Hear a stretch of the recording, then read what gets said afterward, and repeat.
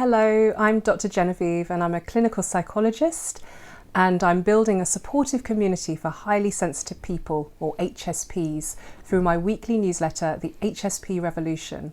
So if you're interested in finding out more, then please subscribe by clicking on the link below and become part of a really supportive community for highly sensitive people.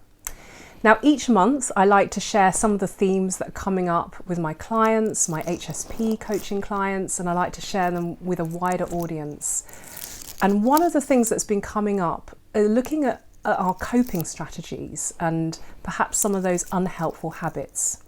So we all know that when we're stressed, we have those go-to things that we do to cope with the overwhelm and to cope with the tiredness. Perhaps you're someone who scrolls on your phone a lot, or you're someone who reaches for a chocolate or a piece of cake, or you're someone who keeps very, very busy when you know you need downtime and rest. Particularly for HSPs, you know, we really need that downtime and rest.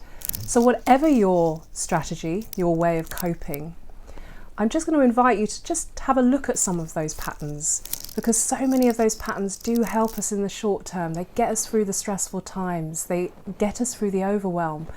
But long term, they're often covering up something deeper, and they're also draining us of our energy. So that's the first thing to look at. So looking at our unhelpful coping strategies and our habits. The second thing that I'm hearing from so many of my coaching clients who seem to be going through, facing quite big changes or contemplating big changes, and that might be in their work situation or in their relationship or in their living situation. So as HSPs, we often resist change, don't we? We don't like change. We tend to like to cling on to the old because it's familiar, it's safe and it's reassuring. There's a comfort in things that are familiar, even when they don't serve us any longer. But one of the things we need to be able to start to do is to embrace change, is to recognise that part of the art of living in this life is to be brave, to be able to make those changes, to take a few steps forward and to let go of the old and to step into the new version of ourselves. It takes courage, and it is challenging for many of us as highly sensitive people. But I feel like just on an individual level and a collective level, there is so much shift happening at the moment. There's so much intense energy around that we are being called to make transitions at the moment. So just to acknowledge that, and just to acknowledge how hard it is to make change, but how important it is to recognise that that is part of living, is that embracing change is just so crucial. And of course, how do we actually do that?